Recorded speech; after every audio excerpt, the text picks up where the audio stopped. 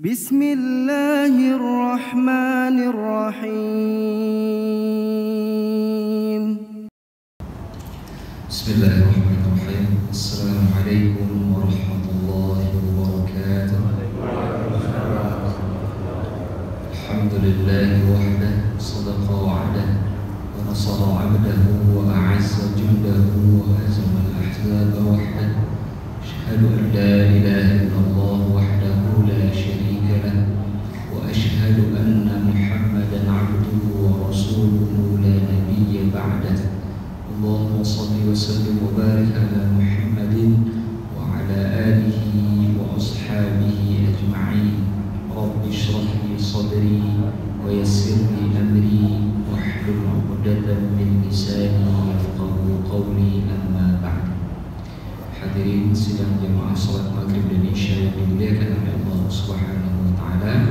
Kita bertemu kembali untuk melanjutkan pelajaran kita terkait dengan masih seputar apa yang dilakukan oleh Imam Asy-Syafi'i berdasarkan kesaksian orang-orang yang hidup di masanya. Sebelumnya sudah kita ceritakan terkait dengan pentingnya menjaga telinga, dan ini diceritakan oleh muridnya Imam Asy-Syafi'i, yaitu Imam Ahmad bin Yahya bin Al-Wazir. Malam ini insyaallah kita akan sambungkan pelajaran kita ke bagian selanjutnya dari kitab Ihya Ulumuddin karangan Imam Al-Ghazali. Qala al-musannif rahimahullah wa nafa'ana Allah bi'ulumihi fid darain amin.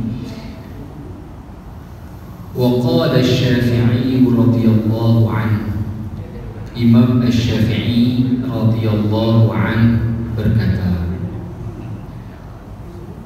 kalimat radhiyallahu anhu, semoga Allah meridainya, itu boleh digunakan kepada para ulama.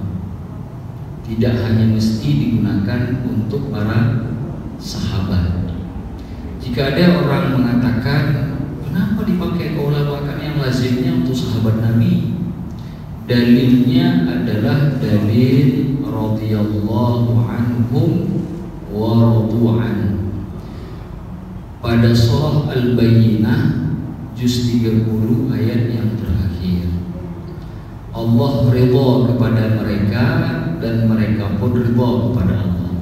Kata mereka itu kalau kita lihat asbabun nuzulnya memang berkaitan dengan sahabat Nabi. Karena ayat turun itu kan di masa Nabi, dan orang kaum muslimin yang ada di masa Nabi mesti sahabat Nabi. Tidak mungkin bukan sahabat hidup di masa Nabi, tidak mungkin. Tetapi kalimat radhiyallahu anhu wa radu anhu itu diperjelas oleh ujung ayat, dzalika liman khasyiya rabbah. Yang demikian itu berlaku bagi siapapun yang takut kepada Tuhannya. Ini masuk dalam kelompok umum. Orang yang takut kepada Allah bukan hanya para sahabat Rasulullah saja. Di kalangan umat Nabi Muhammad yang bukan dari kalangan sahabat pun itu banyak yang takut kepada Allah. Itu sebabnya kemudian para ulama menggunakan kata radhiyallahu anhu kepada ulama. Karena ada juga yang berpendapat bahwa radhiyallahu anhu ini nggak boleh digunakan kecuali pada sahabat Nabi saja. Jadi apa yang kami jelaskan tadi itu menurut pendapat jumhur ulamanya seperti itu. Boleh menggunakan radhiyallahu anhu kepada para ulama selain daripada sahabat Rasulullah SAW. Jadi nanti kalau disebut Imam Asy-Syafi'i radhiyallahu anhu, Imam An-Nawawi radhiyallahu anhu, tidak lagi kita kaget. Loh, kenapa digunakan radhiyallahu anhu kepada ulama, padahal itu kan laqab yang biasa digunakan atau ucapan yang biasa digunakan untuk sahabat Nabi. Dengan penjelasan yang kita pelajari malam ini, insyaallah sudah bisa membuat kita kemudian tahu apa dasar atau yang melatar belakangi radhiyallahu anhu boleh digunakan kepada para ulama.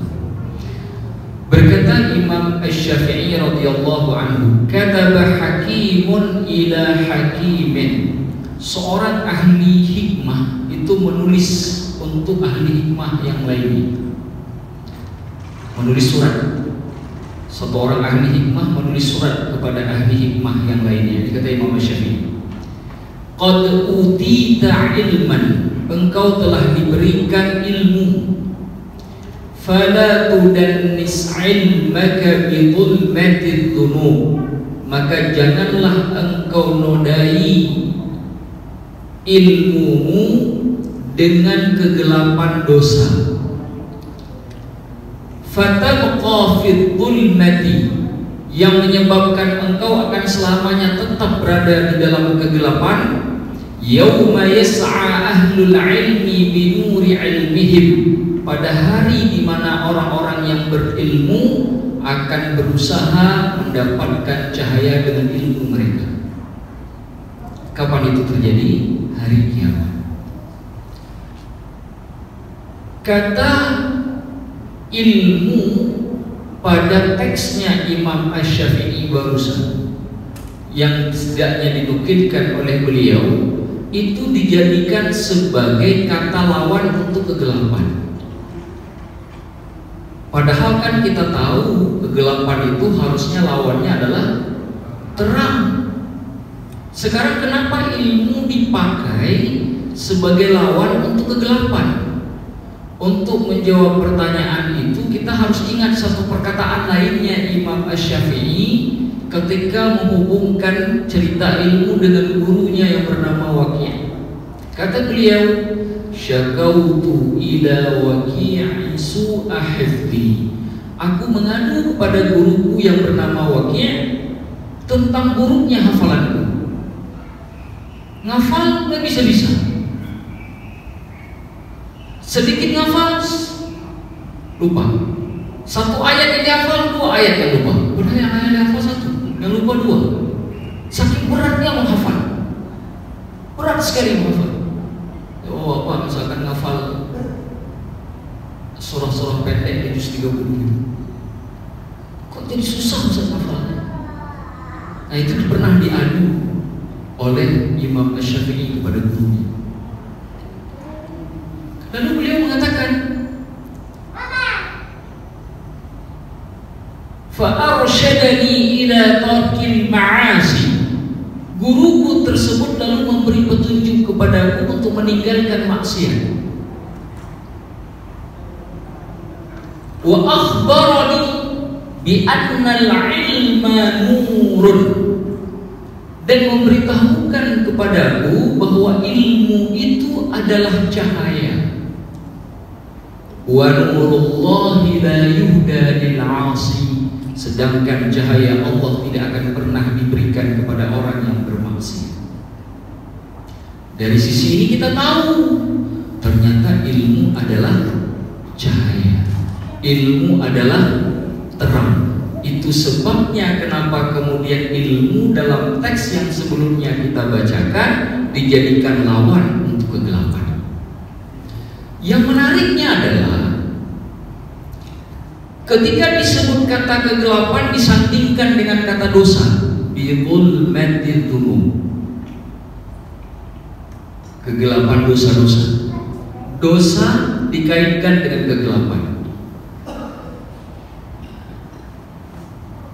Dan ini ada kaitannya. Ayatnya ada di juz ketiga. Bapak-bapak kalau buka juz ketiga, Quran pojok, tinggal balik saja satu halaman, ayat paling atas di juz ketiga dari surah Al-Baqarah. Buka saja juz 3, saya tak hafal ayatnya berapa. Bapak buka juz 3, Bapak balik satu lembar saja, lihat paling atas ayatnya. Allahu waliyyul ladzina amanu yukhrijuhum minadh-dhulumati ilan nur. Allah adalah wali, pelindung, pemimpin, penjaga orang-orang yang beriman, di mana Allah mengeluarkan mereka daripada kegelapan kepada cahaya. Kegelapannya adalah dosa, cahayanya adalah ilmu.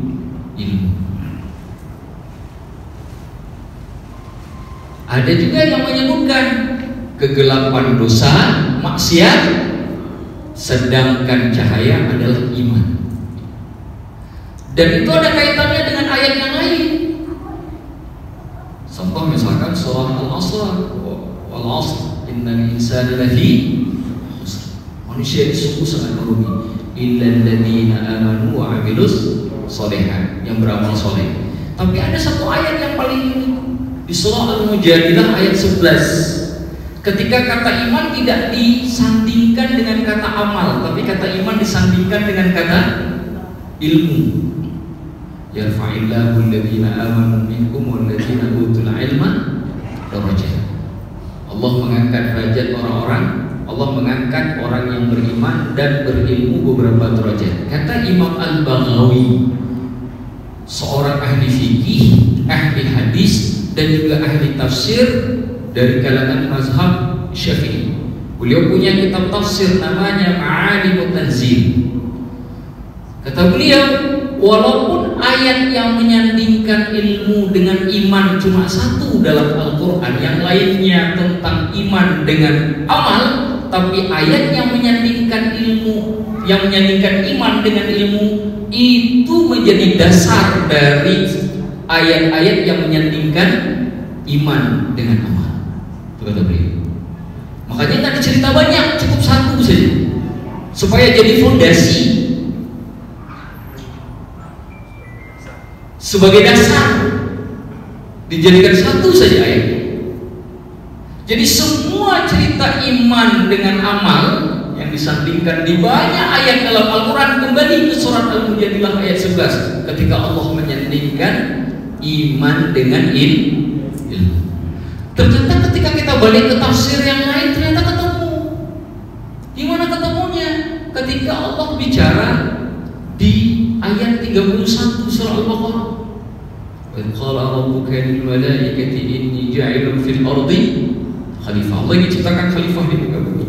Lalu malaikat bertanya, ya Allah, kenapa engkau yang menciptakan orang yang menumpahkan darah di atas muka bumi, sedangkan kami memujimu, kami mensucikan. Allah menjawab, sesungguhnya aku lebih tahu daripada kalian. Tapi yang menariknya adalah kalimat itu, inni a'lamu ma la ta'lamun. Aku lebih tahu apa-apa yang tidak kalian ketahui. Kata tahu dalam ayat itu dasarnya adalah dari kata ilmu. Karena kata a'lamu itu dari kasar kata alima yang membentuk kata ilmu. Dalam bahasa yang lain, aku punya ilmu yang kalian tidak miliki. Itu bahasa lainnya. Jadi penciptaan manusia selain tuntutan kepada iman, juga ada bekal ilmu. Itu dasar beramal, itu dasar beribadah. Maka kemudian jadi ketemu semua ayat ini dengan penjelasan Imam Al-Baghawi tadi. Kalau kita kembali ke teks ini, ketemu lagi kenapa kemudian kata ilmu dijadikan sebagai lawan dari kata kegelapan. Jadi ketemu semua. Alhamdulillah.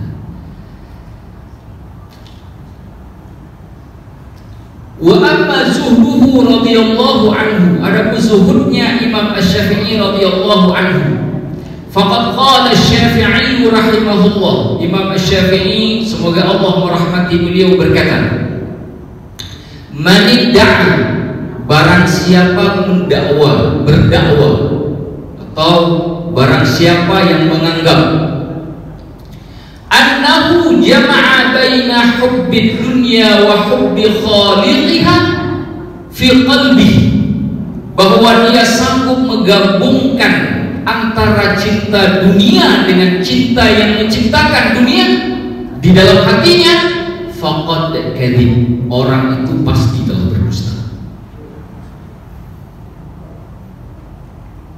Kenapa? Hati manusia itu hanya terima satu cinta saja, hanya terima satu cinta, entah cinta kepada Allah, entah itu cinta kepada dunia. Yang mana yang lebih kuat, yang lain akan pergi. Dari dua cinta tadi itu, manakah yang paling kuat atau membekas di dalam hati, maka yang satunya lagi mesti hilang, mesti pergi. Kalau cinta dunianya menguat, maka cinta kepada Allahnya mesti pergi. Sebaliknya, kalau cinta kepada Allah yang menguat, maka cinta kepada dunia mesti yang hilang. Tidak mungkin bergabung jadi satu, itu tidak mungkin.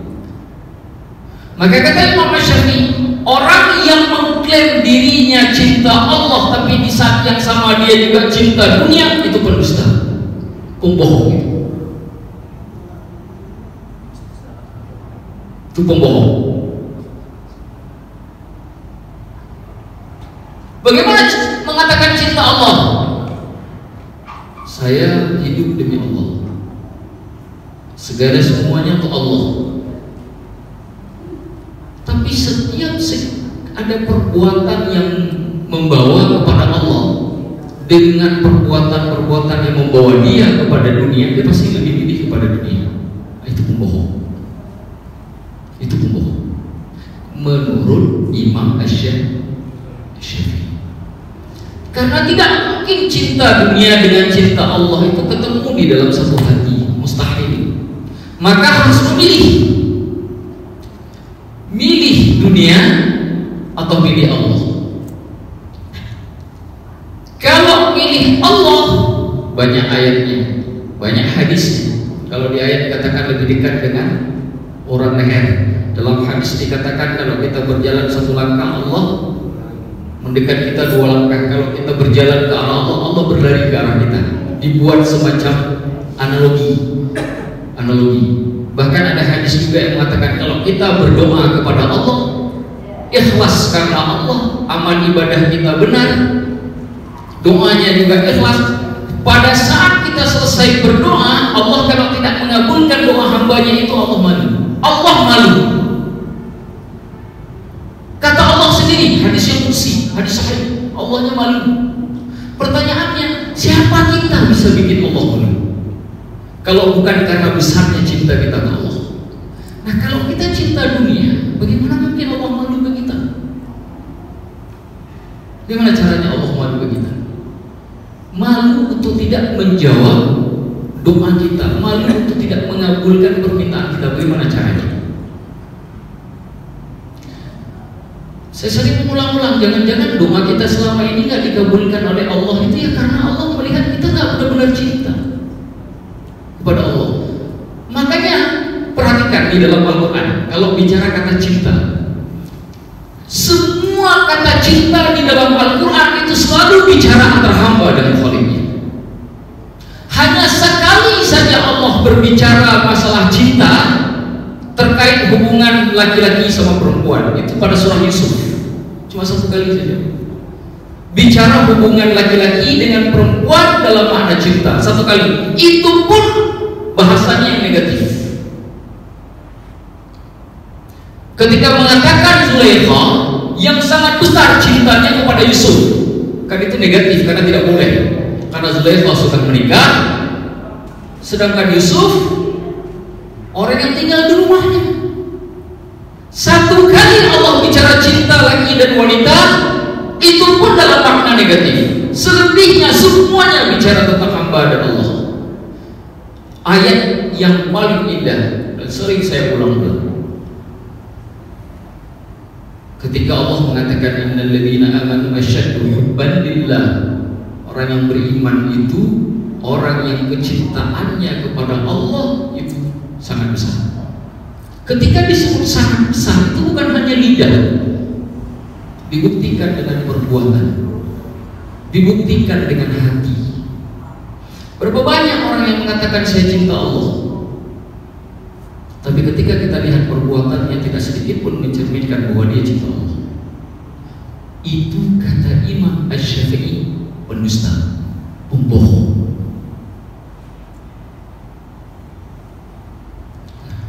Jadi konsekuensinya tidak main-main. Karena ini bukan hanya menyangkut hidup di dunia, tapi juga berhubungan dengan hidup abadi nanti di akhirat. Tidak main-main. Oh, saya Ustaz masih muda, waktu hidup saya di bumi masih lama.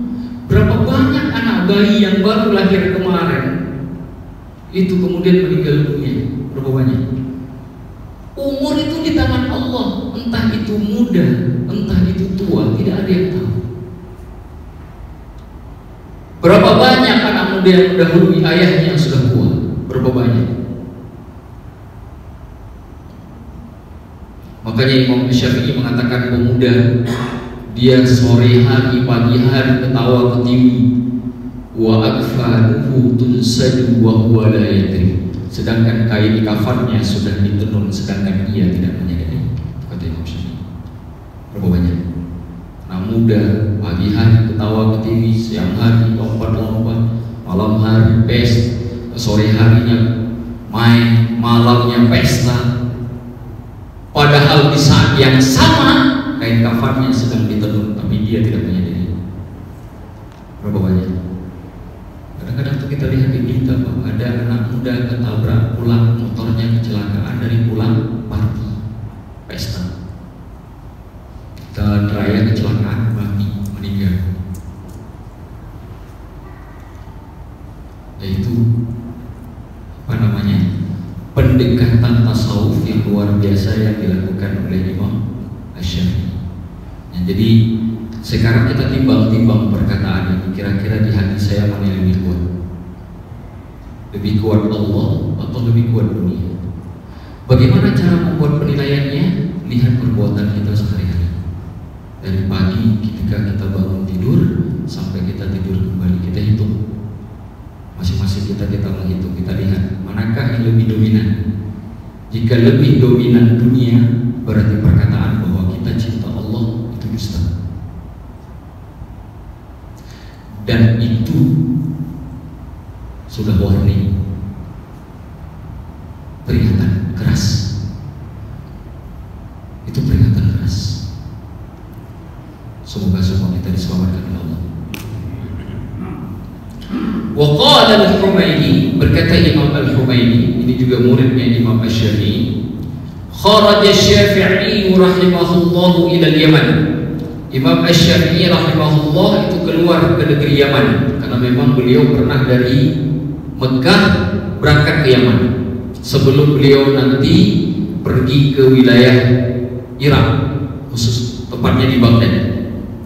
Ma'a ba'dil mulad, bersama dengan para wali. Wali itu pemimpin-pemimpin negeri, ya sekelas bupati lah, bahasa kita camat lah, gubernur lah, begitu tuh, wali. Ulad jamaah dari wali.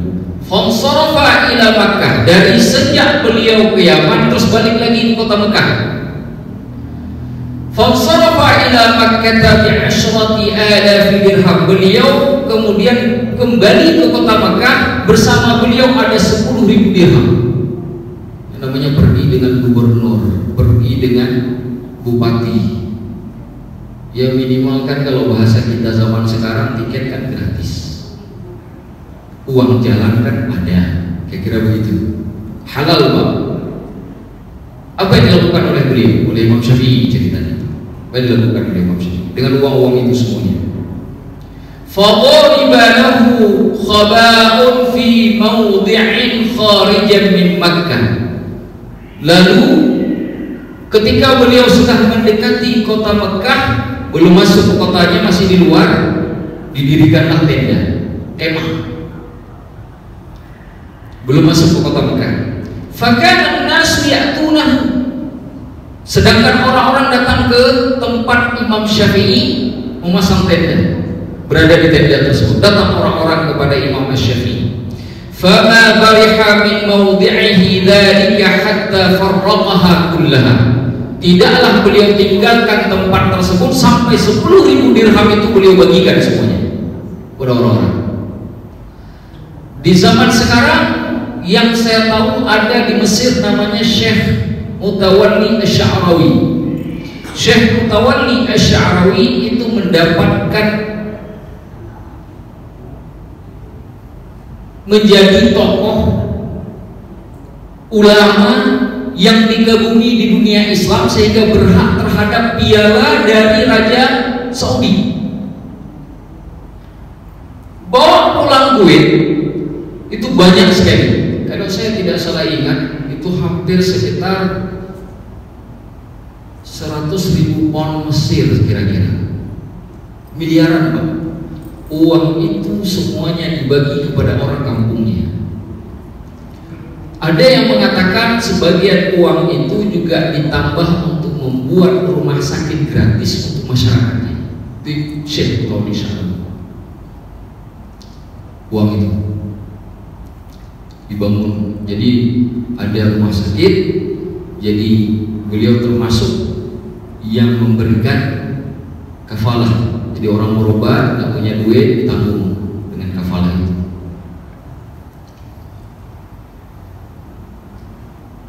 Wa kharaja minal hammami marrah. Pernah suatu kali beliau keluar dari kamar mandi, seperti kita berada di perjalanan. Misalkan kita masuk tol, kan kita berhenti di rest area, Pak. Kan ada kamar mandi yang biasa kita bayar. Fa'aqal hammami yamanan kathiran. Ketika beliau keluar, ada penjaga kamar mandi itu dikasih duit banyak sekali oleh Imam Syafi'i, karena orangnya tidak mampu.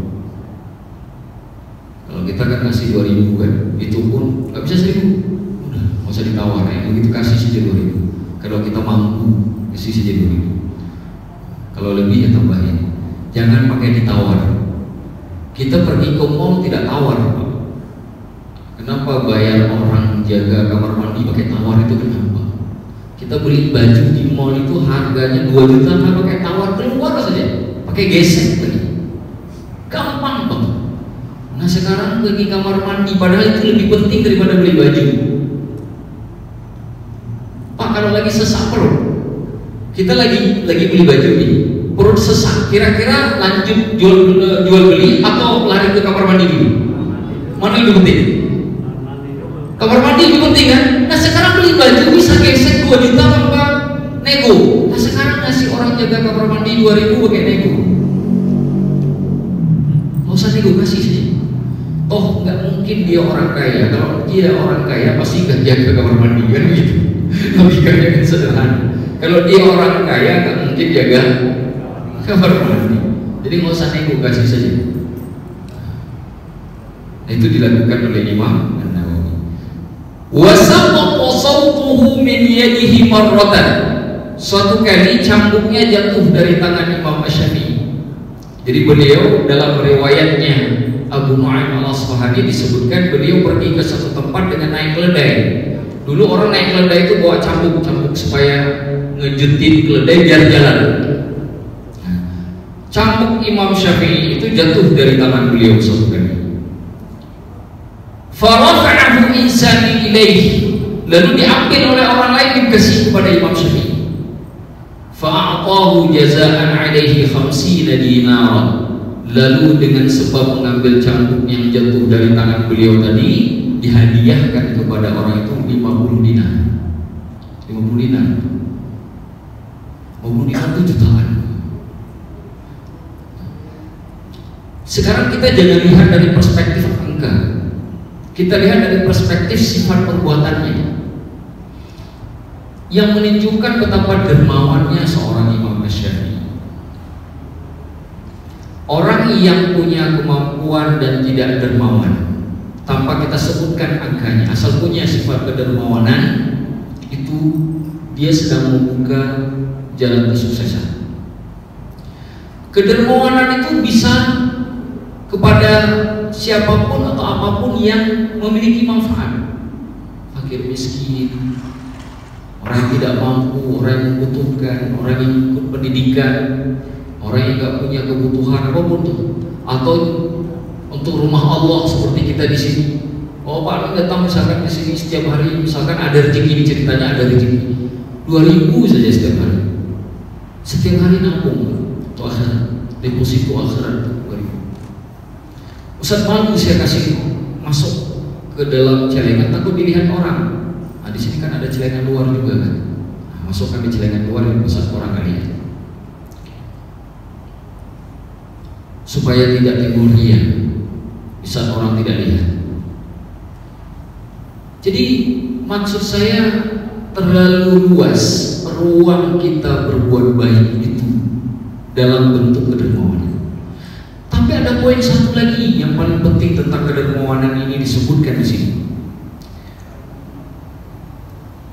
Wasakhawatu Syafi'i rahimahullah, kedermawanannya Imam Asy-Syafi'i ini asyhar min an tuhka, sangat masyhur, bahkan lebih dari apa yang bisa kita ceritakan. Wa ra'su zuhdi as-sakha, puncak dari kezuhudan itu kedermawanan. Dulu saya pernah cerita di sini bahwa zuhud itu bukan berarti pakai pakaian compang-camping, gak kerja, malas kerja, cuma ibadah saja, gak pernah mandi, bukan itu zuhud.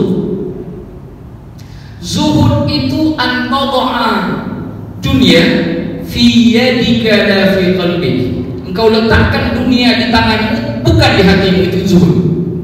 Dalam bahasa yang sederhana, zuhud itu bukan hanya dimiliki oleh orang miskin, tapi juga boleh dimiliki oleh orang kaya. Bukan hanya sanggup dimiliki oleh orang miskin, tapi juga bisa dimiliki oleh orang kaya. Bukan hanya Abdurrahman bin Auf dan Uthman bin Affan saja yang bisa zuhud. Oh, Ali bin Abi Thalib saja yang bisa zuhud, karena Ali miskin. Tapi Abdurrahman yang kaya pun bisa zuhud. Begitu juga masa kini.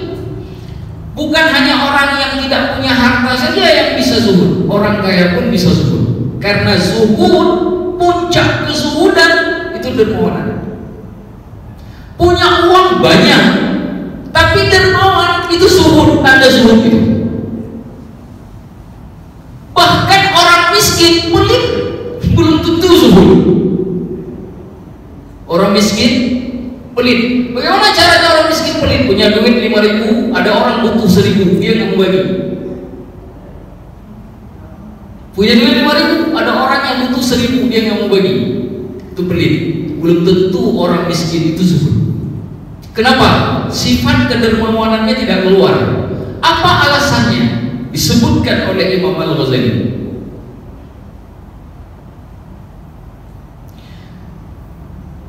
Li'anna man ahabba syai'an amsakah, orang yang mencintai sesuatu dia akan genggam yang dia cintai tersebut.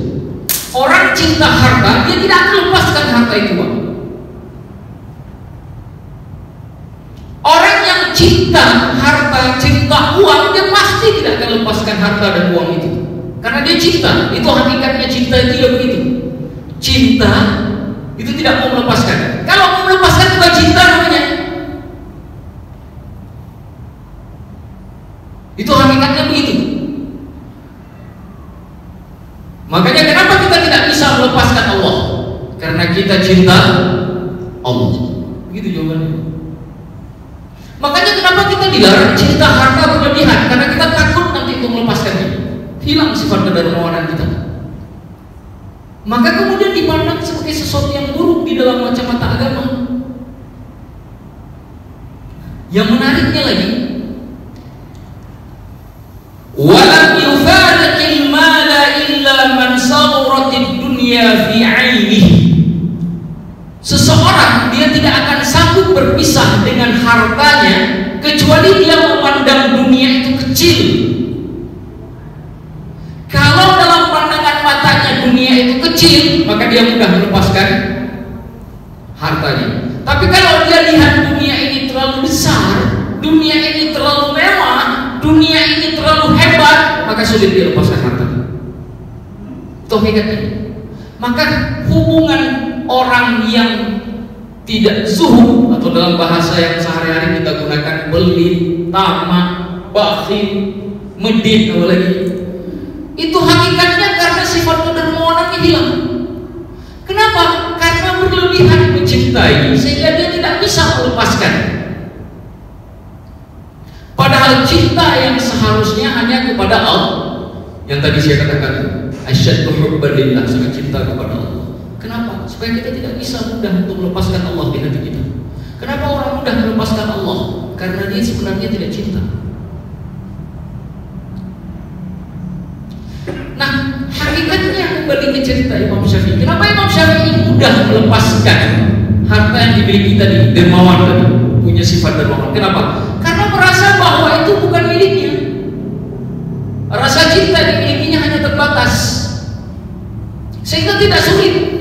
Kita kalau sudah tak cinta apapun kepada siapapun, kepada apapun, kalau sudah tidak cinta mudah kita tinggalkan. Betul tidak? Betul kan? Apapun itu, kalau sudah tidak cinta kita tinggalkan. Tapi kalau sudah cinta, mati-matian kita pertahankan. Kedermawanan itu mati gara-gara kita terlalu cinta dunia. Orang yang pelit, itulah pertanda bahwa Allah tidak ada di hatinya, karena dia terlalu cinta kepada dunia sehingga kemudian tidak sanggup melepaskan apa yang dia miliki, walaupun niatnya karena Allah. Berat. Bayangkan begini, Ustadz, saya dari pagi sampai sore setiap hari saya yang cari, saya yang berkeringat, saya potong-potong cari uangnya, saya dapatkan uangnya. Lah orang lain tiba-tiba kok bisa dapatin duit yang saya cari mati-matian tadi seenaknya, hanya cuma begini doang. Kan bisa kan kita beralasan seperti itu? Bisa. Itulah pintu awal kenapa kita kemudian jadi pelit. Itulah pintu awal kenapa kemudian kita tidak dermawan. Dan orang yang tidak dermawan, sesungguhnya sifat zuhudnya telah hilang. Jadi nggak ada orang yang bicara zuhud kalau dia tidak dermawan. Imam An-Nawawi mengatakan orang awam sering sekali mengatakan dirinya sudah zuhud, padahal mereka tidak tahu sama sekali apa makna zuhud. Itu kata Imam Nawawi.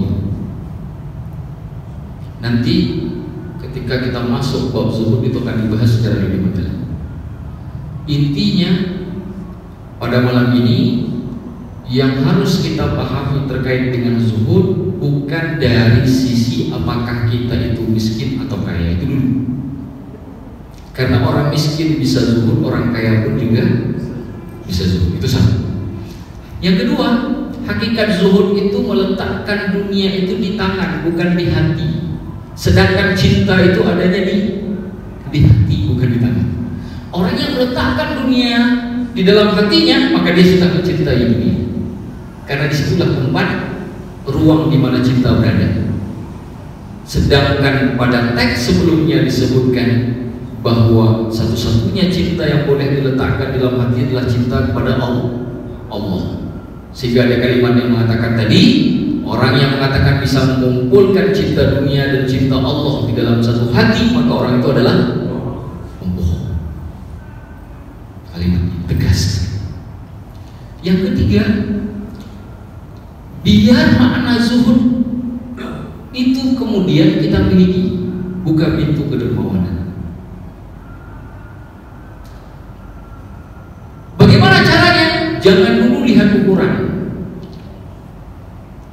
Yang mampu banyak silakan banyak, yang nggak mampu banyak silakan sedikit. Yang penting ada. Itu kan yang penting. Yang penting ada. Walaupun cuma 1000 perak, walaupun cuma 1000 perak, buka dulu pintunya. Karena apa? Kalau pintu tidak dibuka, bagaimana kita mau masuk ke dalam rumahnya? Maka buka dulu pintunya supaya kita bisa menjadi ahli zuhud. Keluarganya zuhud, buka dulu pintunya biar kita bisa masuk ke dalam. Maka buka pintu kedermawanan. Yang miskin begitu, yang kaya pun sama. Tanpa kita perlu bahas berapa angkanya, tidak perlu dibahas karena itu sesuai dengan kemampuan masing-masing. Toh zakat saja kan diwajibkan bagi yang mampu, tetapi harus ada. Kepada siapa? Ya kalau zakat tentu sudah ada aturan mainnya, ada 8 golongan. Kalau sedekah bisa ke siapa saja, karena tidak ada aturan khusus. Lebih baik kepada fakir miskin. Lihat kiri kanan, tetangga saya ini kurang, bilang ke istri, "Mak, hari ini tolong dibanyakin kuahnya, tapi jangan banyakin airnya saja, bumbunya juga ditambah." Maksudnya banyakin kuahnya. Kenapa? Kita kasih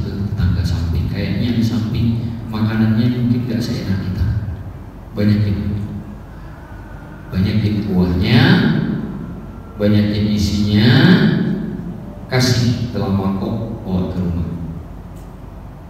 rumah tetangga. Dan itu akan diniatkan karena Allah Ta'ala. Pahala sedekahnya dapat, pintu dermawannya terbuka yang menyebabkan kita bisa sampai kepada makna zuhud. Alhamdulillahirrahmanirrahim. 1 menit lagi. Saya kira ini saja yang bisa saya sampaikan malam ini. Semoga bermanfaat bagi kita semua, khususnya bagi saya sendiri yang menyampaikan. Dan semoga majelis kita ini diberkahi oleh Allah Subhanahu wa Ta'ala. Berhubung sudah datang waktu salat Isya, saya tidak perpanjang, saya akhiri sampai di sini.